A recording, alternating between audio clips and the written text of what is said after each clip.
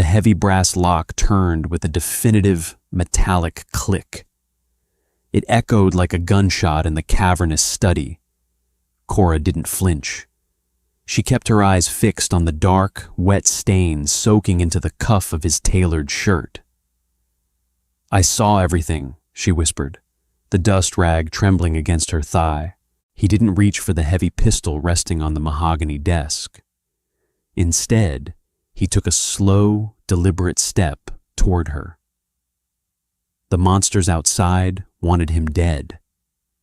But the monster inside had just locked her in. There was a science to making blood disappear. Cold water, never hot. Hot water cooked the proteins, bound the hemoglobin to the fabric, and made the stain permanent. Cora knew this because she was 26 years old, and for the last 4 years, her entire existence had revolved around erasing the sins of violent men. She wasn't naive.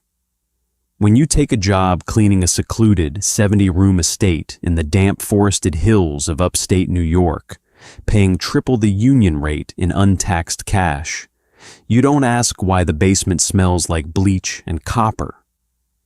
You just scrub. You keep your head down. You become part of the wallpaper. Cora was exceptionally good at being wallpaper. The Costa estate was a monument to old money and fresh brutality. Dark oak paneling, sprawling Persian rugs, and vaulted ceilings that trapped the winter chill. It belonged to Silas Costa. He was a man spoken of in low, hurried tones in the kitchens and laundry rooms. The staff didn't look at him. If he walked into a room, you found a reason to be in another. He wasn't a man who commanded respect through shouting. He commanded it through a terrifying, absolute stillness.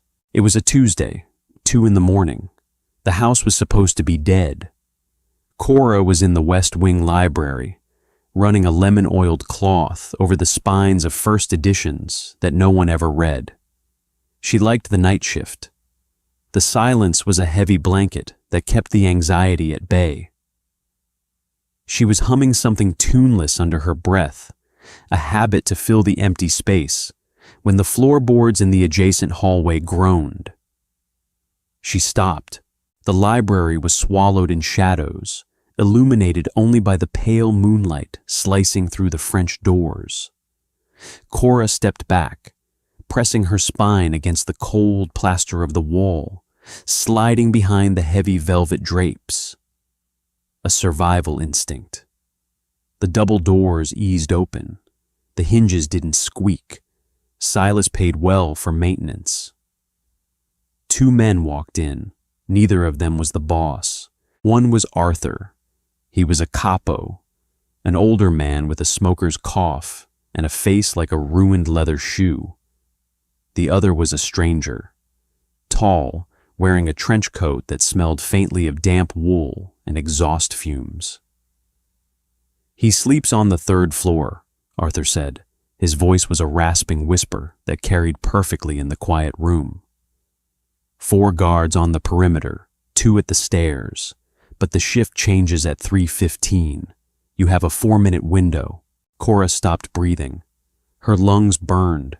She pressed her hand flat against her chest, feeling the frantic, bird-like flutter of her heart. "And the dogs?" the stranger asked. "Handled," Arthur replied, pulling a thick, manila envelope from his jacket and dropping it onto a side table. It landed with a heavy, muffled thud. Cash. A lot of it. "Silas trusts me. He thinks the Colombians are making their move in the city. He's looking south. He won't see the blade coming from inside his own house." 3:15, the stranger repeated, picking up the envelope. "If this goes south, I don't know you." "It won't. Just make sure it's quick. I want to be sitting in his chair by breakfast." They turned and left. The doors clicked shut. Cora remained behind the curtain for 10 full minutes. Her legs were shaking so violently she thought her knees would give out. She tasted metal on the back of her tongue. Adrenaline. She was a maid, a girl drowning in her dead father's gambling debts. She owed Silas Costa nothing. If Arthur took over, the paychecks would likely still clear. Men like them always needed someone to scrub the blood. The smart play, the only play, was to walk away, finish polishing the mahogany, and pretend the world wasn't about to violently realign itself. But she remembered what happened to the staff of the previous boss when Silas's father was overthrown. A purge, loose ends tied up. A new king wants a new court, and Arthur was the kind of paranoid bastard who wouldn't leave a single pair of eyes alive. If Silas died tonight, she would probably follow him into the ground by morning. Cora stepped out from behind the curtain. The grandfather clock in the hall chimed 2:30. 45 minutes. She dropped her lemon-oiled rag on the floor. She didn't run. Running made noise. She walked, heel to toe, silent. Moving through the dark corridors of the sprawling house, bypassing the grand staircase for the narrow, winding servants' stairs. Her mind raced, calculating, discarding, terrified. She was about to break the only rule that kept her alive. Never let the boss see you. The third-floor landing was suffocatingly quiet. Two large men in tailored suits stood by the elevator banks, their eyes flat and dead. Cora emerged from the servant's stairwell, carrying a silver tray with a crystal decanter of water and a single glass. The tray was her shield, a prop to justify her existence in a place she didn't belong. The guard shifted. One dropped his hand toward his waistband. "Mr. Costa's water," Cora said. Her voice was steady, a miracle of sheer willpower. She kept her eyes lowered, focusing on the scuff marks on their expensive shoes. He requested it. They didn't speak. They didn't have to. The guard on the right patted down her apron, a brief, impersonal invasion of privacy, before stepping aside. She walked past them, her spine stiff, and approached the heavy oak doors of Silas's private study. She didn't knock. Maids didn't knock. They glided. She turned the brass handle and slipped inside. The room smelled of expensive tobacco, old paper, and something distinctly ozone-like, like the air right before a thunderstorm. A single brass desk lamp threw a pool of yellow light across a massive leather-topped desk. Silas Costa sat behind it. He didn't look up. He was reading a ledger, a fountain pen moving rhythmically across the page. He was younger than the myth suggested, 32, maybe 33. He had the kind of face that belonged on an ancient Roman coin. Sharp nose, heavy brow, a jawline that looked cut from granite. But he looked exhausted. Dark circles bruised the skin under his eyes, and the tie was pulled loose from his collar. "Put it on the side table," he said. His voice was a low, resonant baritone.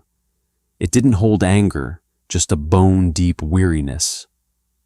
Cora walked over to the side table. The glass clinked faintly against the decanter. The sound was deafening to her. She set the tray down. She didn't turn to leave. She stood there, staring at the back of his dark head. 5 seconds passed. Then 10. Silas stopped writing. The pen hovered over the paper. The silence stretched, pulling taut like a garrote wire. Slowly, he laid the pen down. He didn't reach for a weapon, but the sudden shift in his posture, the tensing of his broad shoulders, was a weapon in itself. He turned his head. His eyes were dark, a shade of brown so deep they looked like black ice. They locked onto hers. It was the first time in 4 years he had ever looked directly at her. "You're lingering," he said softly. Cora swallowed the lump of terror in her throat. Her hands were sweating. She wiped them on her white apron. "I saw everything," she whispered. The words hung in the air. Silas didn't blink. He didn't demand to know what she meant. He just watched her, analyzing the tremor in her hands, the pale sheet of her face, the raw desperation in her posture. He was a man who traded in human tells, and he was reading her like an open book. "Who are you?" he asked, his voice dead level. "Cora, I clean the West Wing." "What did you see, Cora?" "Arthur," she said. The name tasted like ash. "In the library, 20 minutes ago, he gave a man an envelope. They know the shift changes at 3:15. They're coming up the main stairs." Silas's expression didn't change. Not a muscle twitched, but the temperature in the room seemed to plummet. He looked past her, toward the heavy oak door she had just walked through. Then he looked at the grandfather clock in the corner. 2:45. He stood up. He was massive, towering over her, built with the thick, functional muscle of a street fighter poured into a $5,000 suit. He bypassed her completely, walking with a predatory grace toward the door. Cora turned, watching him. Was he going to open it? Was he going to hand her to the guards? Silas didn't open the door. He reached out and grabbed the heavy brass key resting in the keyhole. He turned it. Click. The lock engaged. It sounded like a vault sealing shut. Cora took a step back, her heart hammering against her ribs. "What are you doing?" "Securing the room," Silas said, turning to face her. He leaned against the door, crossing his arms. He looked horrifyingly calm. "If Arthur is making a move, those 2 guards outside aren't mine anymore. They belong to him. Opening that door means I get 2 bullets in the chest." "They're going to come in here," she said, her voice rising, panic finally cracking her stoic facade. "They will try." Silas walked back to his desk. He opened the bottom drawer and pulled out a matte black Glock 19. He checked the magazine, the metallic snick of the slide deafening in the quiet room. He set it on the desk, then pulled out a second one. He looked at her. "You have terrible timing, Cora." "I just saved your life." "You just walked into a tomb," he corrected, picking up a heavy, encrypted satellite phone. "Arthur is sloppy, but he isn't stupid. He wouldn't make a play unless he had the house locked down. The perimeter is compromised. The phones are likely dead." He dialed a number on the sat phone. He waited. Nothing. He tossed the phone onto the desk. It clattered against the wood. "Signal jammers," Silas muttered, more to himself than to her. He dragged a hand down his face, a sudden human gesture that broke the terrifying aura of the boss. "He brought a crew. A big one." Cora stared at the locked door. The reality of the situation crashed over her like a freezing wave. She hadn't bought her survival. She had just trapped herself in the cage with the primary target. "Why lock the door?" she asked, her voice shaking. "We need to get out." "There is no out, Cora," Silas said, walking around the desk. He stopped 2 feet in front of her. Up close, she could smell him. Cedar, expensive bourbon, and the faint metallic scent of gun oil. "The only way off this floor is the elevator or the stairs. Both will be choked with men holding very heavy artillery. We stay here. This door is reinforced steel wrapped in oak. The walls are lined with Kevlar. It's a panic room built to look like a study." He reached out. Cora flinched, bracing for violence.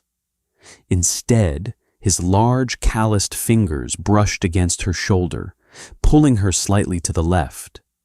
He moved past her, turning off the heavy brass desk lamp. The room plunged into darkness, save for the weak moonlight spilling through the bulletproof window. "Are you afraid of the dark, Cora?" His voice came from the shadows, low and quiet.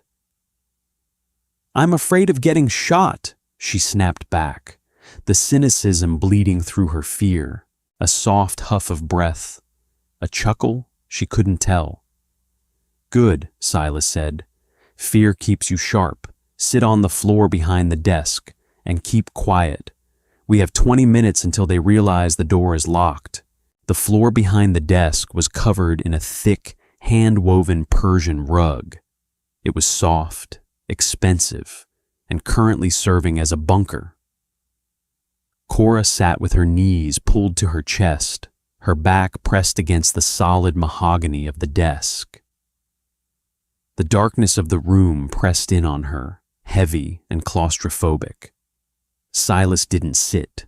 He stood by the edge of the window, concealed perfectly in the pitch black, looking down at the grounds. He was a silhouette, a shadow among shadows. "3 trucks," he murmured, "parked by the south gate. They cut the power to the perimeter floodlights." "Who are they?" Cora asked. Her whisper sounded too loud. "Mercenaries, cleaners, the kind of men you hire when you want a house emptied of breath, not just money." He turned his head, looking down at where she sat. "You said Arthur gave them an envelope." "Yes."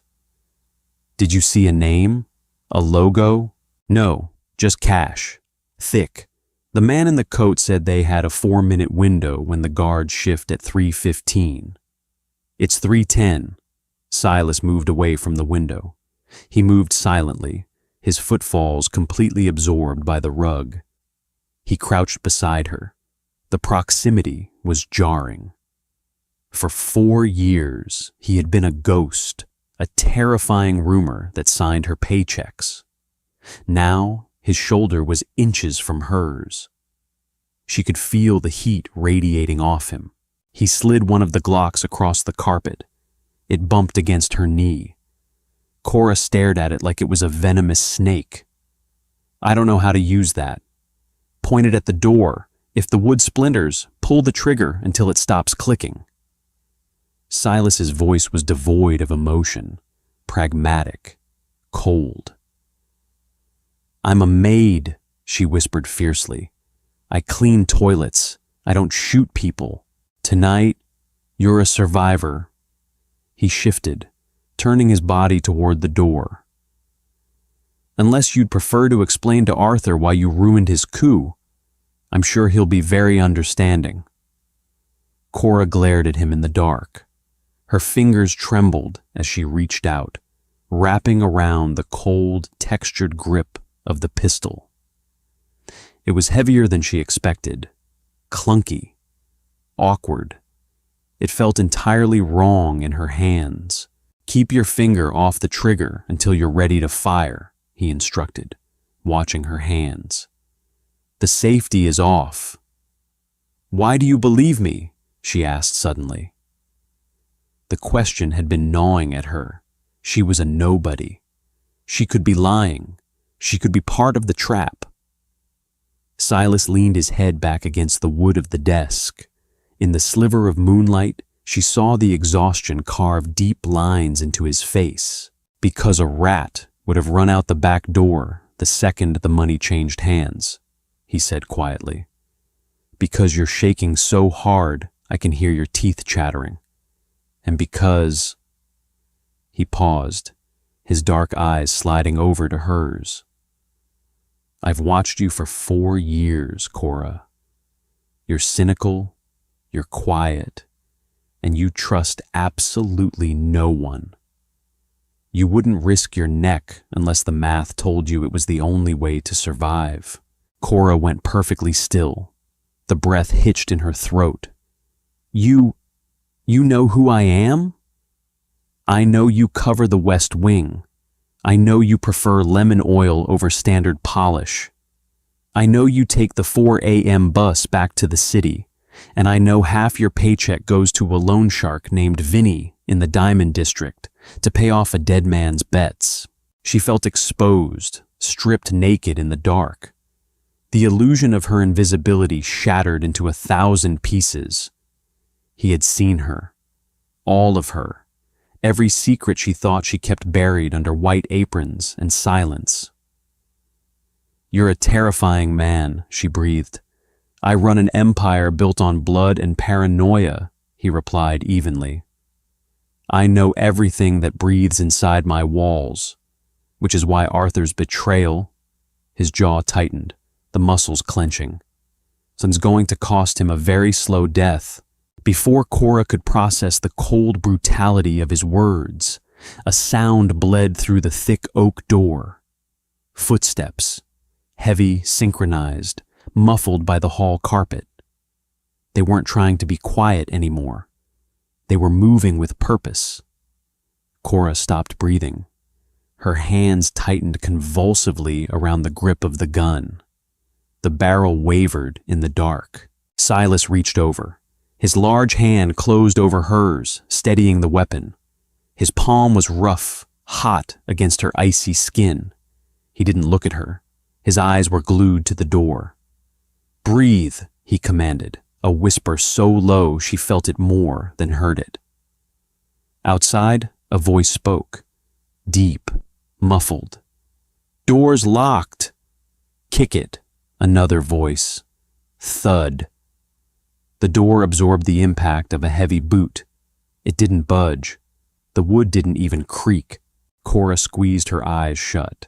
She could smell the cheap cologne of the men outside, seeping under the door frame. She was going to die in here. She was going to die on an expensive rug next to a mob boss, and no one would even know to come looking for her body. Thud. A second kick, harder. It's reinforced, a muffled voice grunted. Get the breech. Silas's grip on her hands tightened. They have explosives, he murmured. Get under the desk. What about you? Move, Cora! It was a bark, stripping away the quiet intimacy of the last few minutes. She scrambled backward, sliding into the narrow cavity under the heavy mahogany desk. It smelled of dust and old wood. She brought the gun with her, clutching it to her chest. Silas didn't join her. He shifted to the side of the door, pressing his back against the wall, out of the direct line of fire.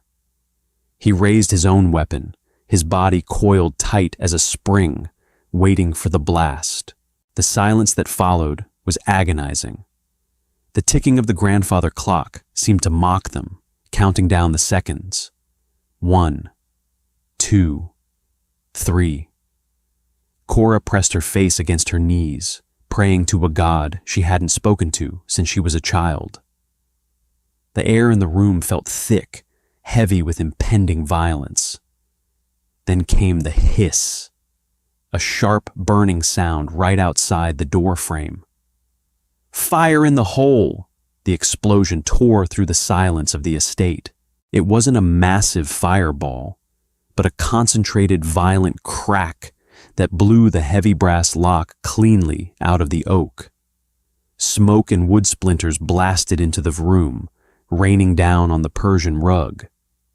The heavy doors kicked violently inward, bouncing off the walls.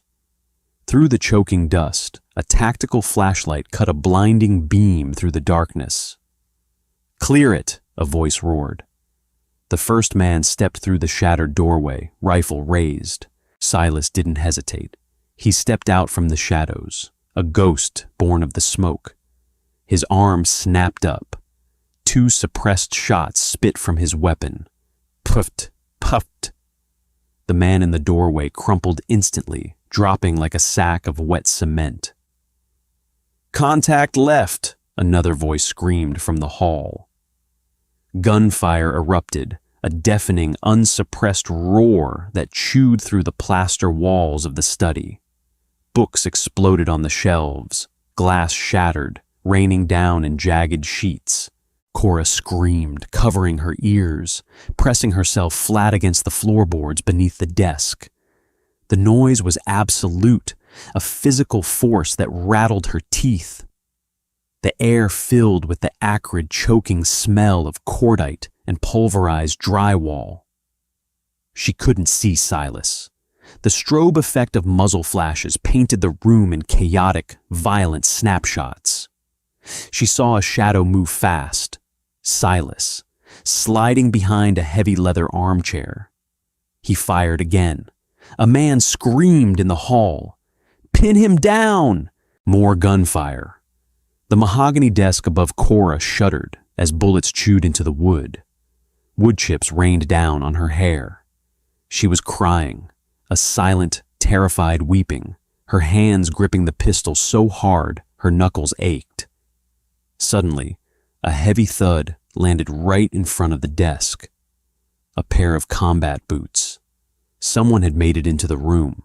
The man took a step forward, his flashlight beam sweeping across the floor, illuminating the expensive rug, the shattered glass, and then the gap under the desk. The beam hit Cora's face, blinding white light. "Got one here," the man yelled, leveling the barrel of an assault rifle directly at her. Time stopped. The cynical maid, the invisible girl. She stared down the black hole of the rifle barrel. She felt the heavy, awkward weight of the Glock in her hands. If the wood splinters, pull the trigger until it stops clicking. Cora closed her eyes, and she squeezed the trigger. The gun kicked like a wild animal. Cora didn't hear the gunshot.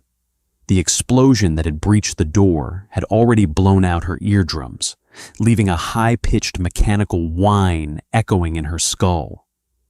But she felt the violence of it. The recoil snapped her wrists backward, sending a sharp electrical pain shooting up her forearms to her elbows. The heavy bullet caught the mercenary right where his tactical vest met his throat. The blinding beam of the flashlight jerked wildly toward the ceiling, painting erratic arcs of white across the pulverized plaster. The man didn't scream. He made a wet, choking sound, the assault rifle slipping from his hands as his knees buckled. He collapsed, dead weight crashing against the edge of the mahogany desk, sliding down until his boots tangled in the Persian rug. Cora kept pulling the trigger. Click, click, click. Her eyes were squeezed tight, her lungs burned. She was hyperventilating, the smell of burnt powder and fresh blood filling the cramped space beneath the desk. A large hand wrapped around the barrel of the Glock, pressing it firmly down. Cora gasped, her eyes flying open. Silas was kneeling beside her in the dark. His face was a mask of dust and shadows. He didn't speak. He just took the gun from her rigid, locked fingers. He peered over the top of the desk. The hallway outside was eerily quiet. The initial assault team was dead, bleeding out on the expensive hardwood. But the silence wouldn't hold. Professional killers didn't retreat. They regrouped. Silas grabbed Cora's arm. He didn't pull her gently. He hauled her out from under the desk, his grip like a vice. Her legs were rubber. She stumbled, her knees hitting the floorboards. She stared at the mercenary lying a foot away. The man's eyes were open, glassy, staring at the ceiling. Blood was pooling beneath him, thick and dark, soaking into the intricate threads of the rug she had vacuumed just yesterday. She had killed a man. A wave of nausea hit her so hard the room spun. She doubled over, gagging dryly, her hands clutching her stomach. "Swallow it," Silas ordered. His voice was a harsh, rasping whisper. "If you throw up, you'll aspirate. Look at me." She couldn't. She was staring at the blood. It was creeping toward the toe of her practical, rubber-soled shoe. Silas dropped to one knee, forcing himself into her line of sight. He grabbed her chin, his calloused thumb pressing into her jawline, forcing her head up. His dark eyes were intense, pinning her in place. You did what you had to do. He was going to put a bullet in your head. He didn't offer comfort. He offered reality. Now, stand up. The door is gone. This room is a coffin. We have 2 minutes before they send a second wave up the stairs. Cora swallowed hard, the bile burning the back of her throat. She looked at his shoulder. His suit jacket was torn, the dark wool glistening with something wet. "You're bleeding," she said, her voice sounding distant, detached. Silas glanced at his left arm. A jagged piece of oak from the doorframe was embedded deep in his bicep. He didn't flinch. He reached over with his right hand, gripped the wood, and ripped it out in one fluid motion. He dropped the bloody splinter onto the floor. "Superficial," he said flatly. He picked up the dead mercenary's assault rifle, checking the magazine, then tossed his spare Glock back to Cora. She fumbled, catching it against her chest. "Keep it, let's move." He stepped over the bodies, moving toward the ruined doorway. Cora followed, stepping carefully to avoid the widening pools of blood. The third-floor hallway was a war zone. The antique vases were shattered. The silk wallpaper was peppered with bullet holes. Silas moved with predatory caution, sweeping the rifle left and right.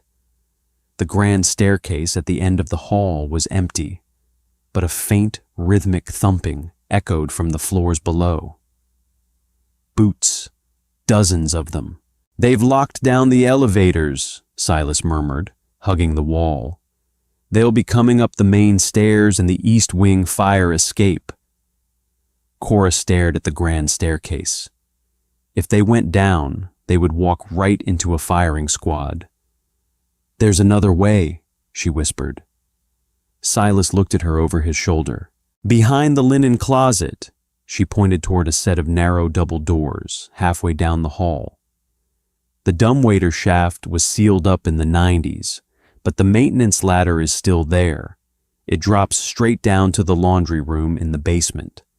It bypasses the first and second floors entirely. Silas's eyes narrowed. He was a man who owned the deed to the house, but he suddenly realized he didn't truly know the bones of it. The invisible girl did. "Lead the way," he said. The linen closet smelled of lavender and fresh starch. It was a jarring contrast to the slaughter 50 feet down the hall. Cora pushed past the stacks of Egyptian cotton sheets. Her hands were shaking again, the adrenaline crash beginning to set in, but her mind was terrifyingly clear. Survival was a math equation. Move faster than the men with the guns. Stay in the dark. She pressed against the back panel of the closet. It was false wood, held by 2 heavy magnetic latches. She dug her fingernails into the seam and pulled. It popped open with a hollow click, revealing a pitch-black narrow shaft. The air inside smelled of dust, old grease, and cold stone. "It's tight," she whispered, looking back at Silas. He was leaning against the door frame, keeping his rifle trained on the hallway.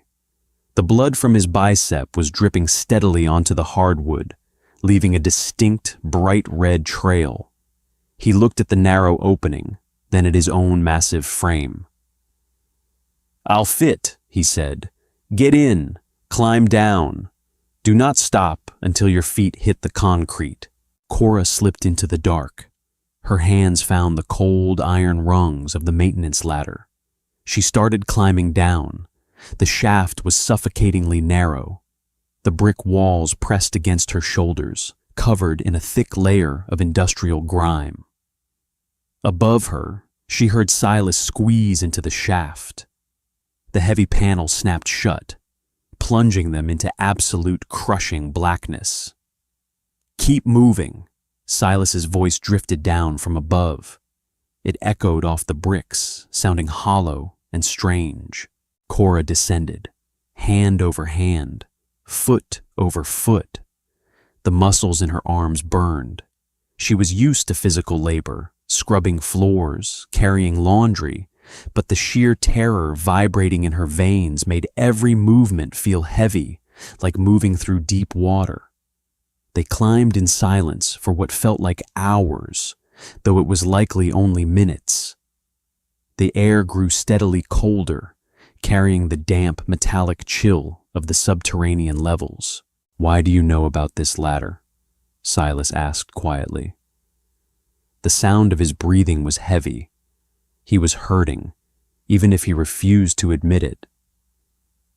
"When I first started," Cora said, her voice bouncing off the bricks, "the old housekeeper told me to use it if I ever needed to move silver down to the vault without the guard seeing.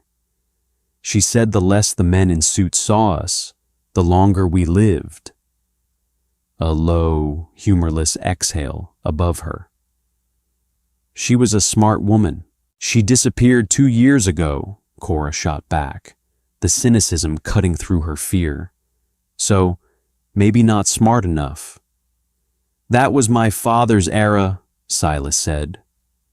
The temperature in the shaft seemed to drop another 10 degrees at the mention of the former boss. "I don't kill the staff." "You don't know the staff," Cora corrected him. She didn't know where the audacity was coming from. Maybe killing a man stripped away the need for social niceties. "We're just ghosts who empty your ashtrays. But tonight, Arthur paid the ghosts." Silas didn't respond immediately. The only sound was the scrape of their shoes against the iron rungs. "You didn't take his money," Silas finally pointed out. "Arthur is a butcher. If he takes over, he burns the house down to hide the bodies, including mine. I pick the devil I know." "Pragmatic. I have a debt to pay. Dead girls can't make weekly installments." Her foot hit solid ground. Concrete. They had reached the bottom. Cora let go of the ladder, stepping back into the dark recess of the shaft. She ran her hands along the wall, searching for the heavy metal latch that opened into the laundry room. She found it, a cold, rusted bar. She pressed down. The door creaked open, letting in a sliver of pale fluorescent light. The basement laundry room was massive, a cavernous industrial space filled with towering stainless steel washers and row upon row of drying racks. The heavy hum of the boiler room vibrated through the floorboards. Cora stepped out. The silence down here was different, heavy, oppressive. Silas dropped down beside her. He looked pale in the harsh fluorescent light. The sleeve of his expensive suit jacket was soaked through, clinging wetly to his arm. He leaned against the brick wall of the shaft, closing his eyes for a fraction of a second, his jaw locked tight against the pain. Cora stared at him. The mythological boss of the Costa family. He looked human. He looked breakable. "You need to tie that off," she said, nodding to his arm. "You're leaving a trail a blind dog could follow." Silas opened his eyes. He looked at her, truly looked at her. Her white apron was covered in drywall dust and blood splatter. Her hair was falling out of its tight bun. She gripped the Glock in her right hand like it was glued to her palm. She wasn't shrinking away from him. She was assessing him. "Take my tie," he instructed, stepping away from the wall. Cora didn't hesitate. She stepped into his space. She reached up, her knuckles brushing against the hot skin of his throat as she unknotted the heavy silk tie. She pulled it free. "Roll your sleeve up," she ordered. Silas complied, his eyes never leaving her face. She wrapped the silk tightly above the laceration, pulling it taut. Silas's muscles flinched beneath her grip, hard as carved stone, but he made no sound. She tied it in a brutal, efficient knot. "That'll buy you 20 minutes before you lose enough blood to get dizzy," she said, stepping back. Before Silas could reply, a sound echoed from the far end of the basement corridor. The unmistakable metallic clatter of a heavy steel door slamming open. "Sweep the boiler room," a voice barked. It was Arthur. The rasping smoker's cough gave him away. "Check the service corridors. The perimeter is locked tight. He's still in the house." Cora's blood ran cold. They were on the same floor. Silas moved instantly. He grabbed Cora's shoulder, shoving her behind a towering bank of industrial washing machines. He crouched low, raising the mercenary's assault rifle, resting the barrel on the edge of a steel folding table. "How many ways out of here?" Silas whispered, his eyes scanning the maze of laundry carts and chemical racks. "Just one," Cora whispered back, crouching beside his leg. "The freight elevator at the end of the hall, or the stairs they just came down." "We're boxed in." Footsteps echoed down the concrete corridor, slow, deliberate. Flashlight beams cut through the gloom, casting long, monstrous shadows against the cinder block walls. 4 men, Silas assessed, tracking the approaching beams. He looked down at his rifle. "I have half a magazine in this. You have 12 rounds in the Glock. If they flank us, we're done." Cora looked around the laundry room. Her domain.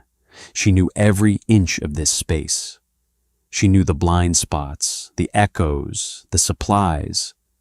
Her eyes landed on the chemical storage cage in the corner. "Give me the gun," she said. Silas looked at her, his brow furrowing. "What?" "Give me your gun, the big one." Cora held out her hand. "They're wearing Kevlar. My 9mm won't drop them unless I hit a perfect headshot, and my hands are shaking too much for that." "Cora, you can barely hold the Glock. I don't need to hold it. I just need to shoot the cage." She pointed toward the heavy chain-link enclosure 10 yards away. Inside were 50-gallon drums of industrial chemicals. "The yellow drums, that's ammonia. The blue drums are industrial bleach. If you puncture both, the fumes will fill this room in seconds. It's mustard gas." Silas stared at her. For a second, the Mafia boss looked genuinely taken aback by the cold, calculated brutality of his maid. "It'll kill them," he said. "It'll kill us too if we don't hold our breath and run," she replied. She grabbed the rifle from his hands. It was incredibly heavy. She braced it on a laundry cart, pointing the barrel toward the chemical cage. "When they step into the room," Cora instructed, her voice devoid of emotion, "I shoot the drums. You throw a spark." "A spark?" She pointed to the main breaker box on the wall near the entrance. "Shoot the panel. The electrical fire will superheat the gas. It expands faster." A grim, dangerous smile ghosted across Silas's face. "Remind me to give you a raise. Remind me to survive to collect it." The footsteps stopped right outside the laundry room doors. "Check in there," a muffled voice ordered. 2 men in tactical gear stepped through the swinging double doors. Their rifles were raised, sweeping the room. "Now!" Silas hissed. Cora pulled the trigger. The assault rifle roared, the recoil slamming her shoulder painfully against the washing machine. Bullets chewed into the chemical cage. Metal shrieked. The yellow drum ruptured, spewing a high-pressure geyser of clear liquid. A second later, the blue drum exploded under a hail of gunfire. The 2 liquids violently collided across the concrete floor. Instantly, a thick, yellow-green cloud hissed into the air, expanding with terrifying speed. The smell hit a fraction of a second later, a toxic, burning odor that instantly seared the inside of the nose. Silas raised his Glock. He didn't aim at the men. He aimed at the massive electrical breaker box on the wall. Crack, crack, crack. Sparks showered down like a firework, raining into the chemical puddle. The reaction was instantaneous. The gas ignited in a localized, violent flare of heat, expanding the toxic cloud outward in a suffocating shockwave. The two mercenaries screamed, dropping their weapons, clawing at their throats as the gas filled their lungs. They collapsed, writhing on the concrete. "Move!" Silas roared, grabbing Cora by the collar of her apron. They bolted from behind the washing machines.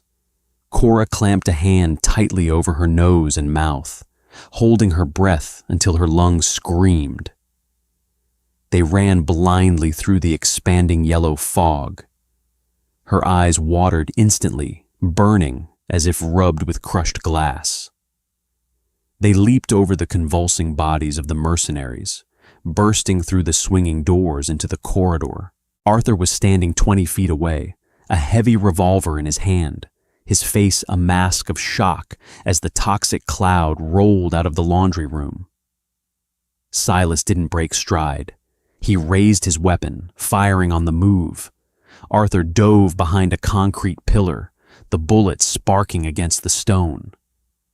"Get to the freight elevator," Silas ordered, shoving Cora forward, laying down covering fire to pin Arthur in place. Cora slammed her hand against the heavy metal call button of the elevator. The gears ground loudly. It was moving, but it was agonizingly slow. "Boss!" A new voice echoed from the stairwell. 3 more of Arthur's men poured into the hallway, rifles raised. Silas was out in the open. "Down!" Silas yelled, turning his fire toward the stairwell.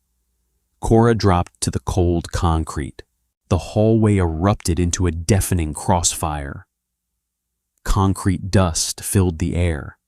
Silas was backing toward the elevator, his gun flashing rhythmically in the dim light, but he was limping now, his breathing ragged.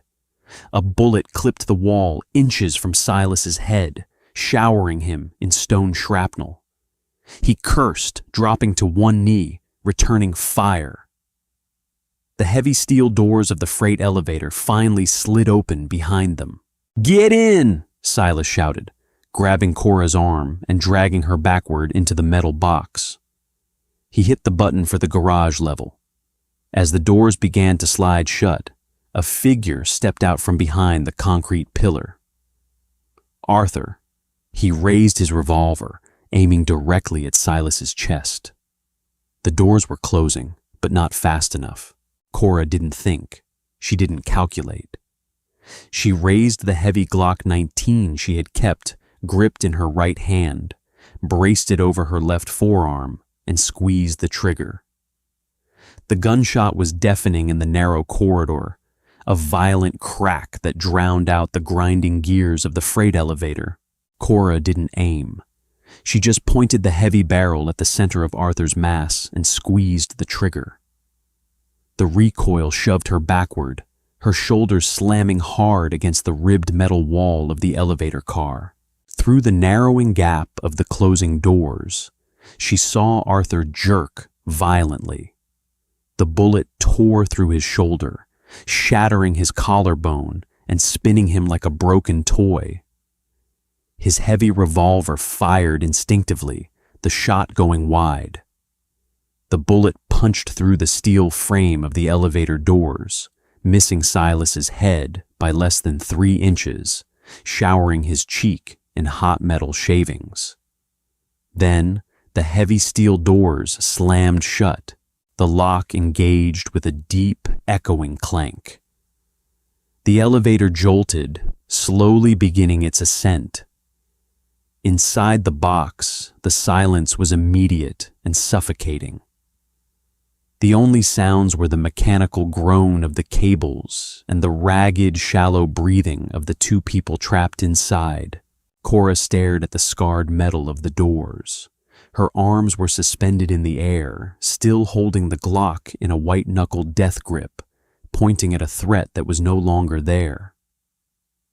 The smell of burnt gunpowder hung thick in the confined space, stinging her eyes and coating the back of her throat.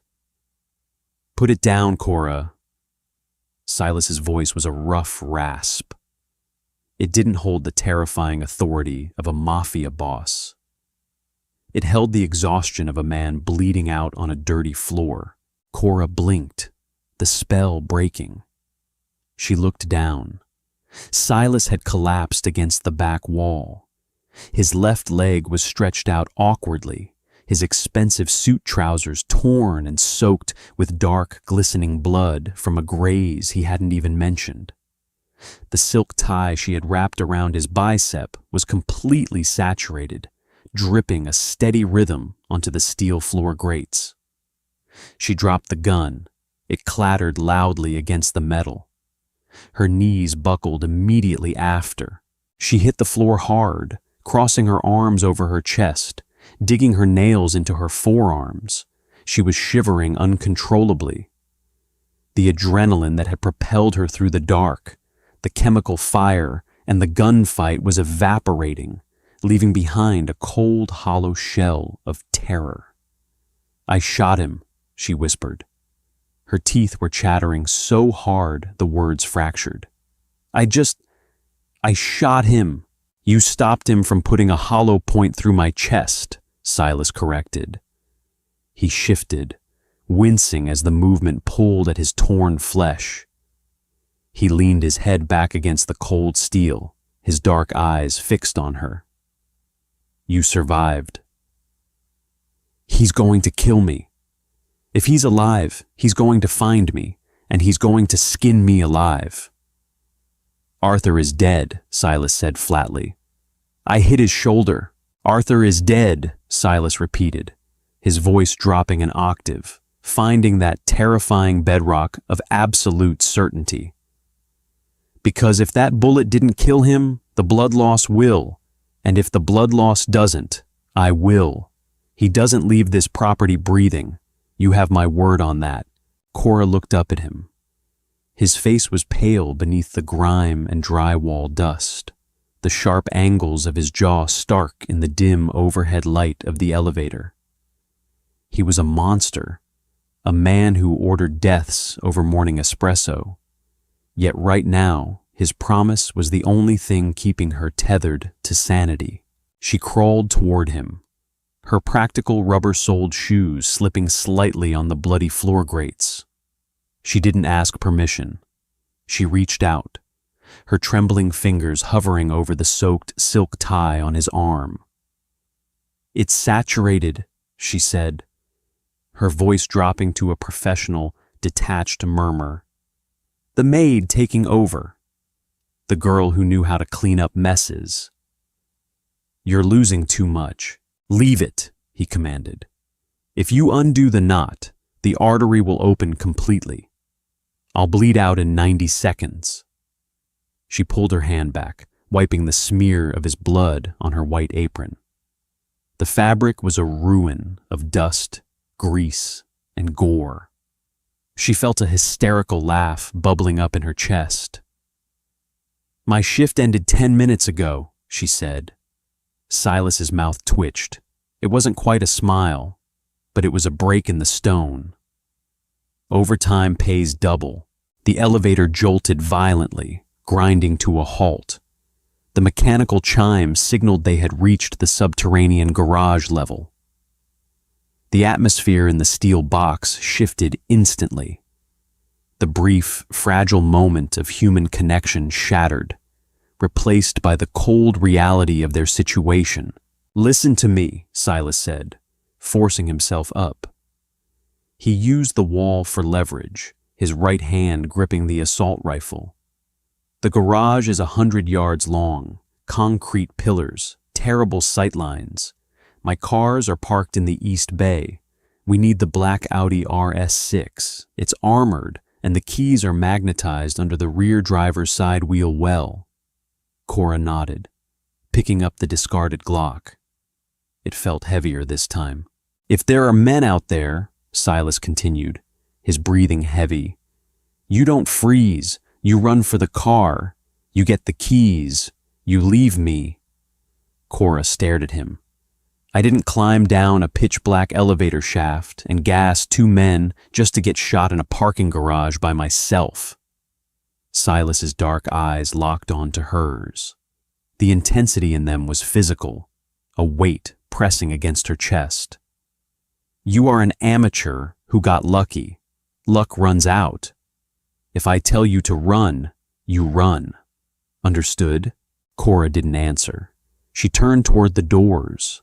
The heavy steel parted, sliding open to reveal the cavernous, sodium-lit expanse of the underground garage. The garage smelled of high-octane fuel, damp concrete, and cold rubber. Fluorescent lights hummed aggressively overhead, casting sickly yellow pools of light between the thick support pillars. Rows of luxury vehicles sat in silent perfection. Ferraris under silk covers, vintage muscle cars polished to a mirror shine, and a fleet of menacing matte black SUVs. East Bay, Silas whispered, limping out of the elevator. He moved with agonizing slowness, leaning heavily on his right leg. Every step left a dark smear on the pristine epoxy floor. Cora walked tight against his right side, her eyes darting between the pillars, the Glock raised awkwardly in both hands. They moved through the rows of cars, the silence pressing in on them. Water dripped from a leaky overhead pipe, the rhythmic plink-plink sounding like gunshots to Cora's frayed nerves. There, Silas muttered, nodding toward a sleek, heavily tinted black station wagon parked nose out near the reinforced steel exit ramp. The Audi RS6. It looked unassuming compared to the supercars, but Cora knew from washing it that the doors weighed 3 times as much as a normal car, and the glass was 2 inches thick. They were 40 feet away, 30 feet. A shadow detached itself from the concrete pillar directly beside the Audi. Cora froze. It was a mercenary. He was smoking a cigarette, his assault rifle slung lazily across his chest. He hadn't seen them yet. He was looking up the ramp toward the heavy roll-down security gate. Silas cursed under his breath. He tried to raise his rifle, but his left arm was completely useless. The muscle was dead, unresponsive. He tried to brace the heavy weapon against his side with one hand, but his hand shook violently from blood loss. He couldn't make the shot. The mercenary took a drag of his cigarette. The cherry flared orange. He turned his head, his eyes sweeping over the rows of cars. He stopped. His gaze locked directly onto the bloody, limping Mafia boss and the maid in the ruined white apron standing in the open aisle. The cigarette dropped from his lips. His hands flew toward the rifle on his chest. Silas didn't have the angle. Cora didn't have the aim. She didn't think. She reacted with the desperate feral instinct of a cornered animal. She bolted. "Cora!" Silas hissed. She didn't shoot. She sprinted diagonally, diving behind the broad hood of a covered Bentley. The sudden movement drew the mercenary's eye. He tracked her, raising his rifle, stepping away from the pillar to get a clear line of sight on the car she had vanished behind. It was a fatal mistake. He forgot about the wounded tiger in the room. Silas lunged forward, ignoring the screaming agony in his leg. He didn't fire the rifle. He didn't have the stability. Instead, he closed the distance with terrifying, unnatural speed, dropping the gun and drawing a sleek combat knife from his waistband in a single, fluid motion. The mercenary turned back at the sound of Silas's boots slapping the concrete. He managed to get a burst off. Brap! The bullets shattered the windshield of a nearby Porsche, raining safety glass over the floor. Silas crashed into him. The sheer mass of the Mafia boss drove the mercenary backward, slamming him brutally against the concrete pillar. Silas didn't hesitate. The blade flashed under the harsh fluorescent light, burying itself deep into the soft gap between the mercenary's tactical vest and his collar. The man slumped, dead before his knees hit the ground. Silas stood over the body, his chest heaving, his right hand coated in fresh blood. He swayed dangerously, his face entirely drained of color. Cora scrambled out from behind the Bentley. She didn't look at the dead man. She ran straight to the rear driver's side wheel of the Audi.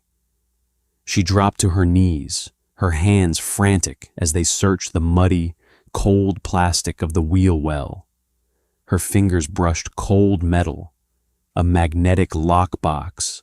She ripped it free, popping the plastic latch. The heavy key fob tumbled into her palm. She hit the unlock button. The Audi chirped twice, the headlights flashing, momentarily blinding them. "Get in!" she yelled, pulling the heavy driver's side door open. Silas staggered toward the passenger side. He didn't argue about who was driving. He practically fell into the leather seat, pulling the heavy armored door shut behind him. Cora slid behind the wheel. The interior smelled of expensive leather and chemical cleaner. She threw the gun onto the passenger floorboard and slammed her foot onto the brake, pushing the ignition button. The engine didn't roar. It growled. A deep, guttural, vibrating thrum of hidden horsepower. She threw the transmission into drive. "The gate is closed," she panicked, looking up the ramp at the heavy corrugated steel door blocking the exit. "Where's the clicker?" "No clicker," Silas rasped, slumping against the window. He was fading fast. "It's reinforced steel, but the bottom track is rusted out. The car is armored. Hit it, hard." Cora gripped the leather steering wheel. She was a girl who took the bus. She had never driven a car worth more than her life. She looked at the heavy steel gate. Beyond it was the wet, dark forest, and beyond that, freedom. She slammed her foot to the floor. The Audi launched forward, the tires screeching violently against the epoxy floor. The force pinned her back against the seat. The heavy ramp rushed up to meet them. "Brace!" she screamed. The armored grille of the Audi hit the steel gate at 60 miles an hour. The impact was a deafening explosion of tearing metal. The airbags didn't deploy. The sensors were calibrated for combat. The heavy steel door bowed, shrieked, and then ripped completely free of its rusted tracks, flying backward into the rainy night. The Audi burst through the wreckage, catching a second of air before slamming down onto the wet asphalt of the private driveway. Cora fought the wheel, the rear end fishtailing wildly in the slick mud, before the all-wheel drive caught grip. She floored it, tearing down the winding, tree-lined driveway, leaving the estate, the dead men, and her entire previous life in the rearview mirror. The rain came down in sheets, hammering against the thick glass of the windshield. Cora had been driving for an hour. She had taken secondary roads, weaving through the dense, forested hills of upstate New York, avoiding the interstate and the state troopers who would eventually be responding to the war zone at the Costa estate. Inside the cabin, the silence was heavy. The glowing red digits of the dashboard clock read 4:18 a.m. Silas was unconscious. He had passed out 10 minutes after they broke through the gate. His head lolled against the window, his breathing shallow and rapid. The leather passenger seat was ruined, slick and dark with his blood. Cora's hands were clamped so tightly onto the steering wheel that her knuckles were entirely white. The adrenaline had completely left her system, replaced by a deep, hollow aching in her bones. She pulled off the road onto a deserted gravel logging trail, killing the headlights. The heavy Audi rolled to a stop beneath the thick canopy of ancient pine trees. She threw the car into park and cut the engine. The sudden absence of the engine's growl made the drumming of the rain sound impossibly loud.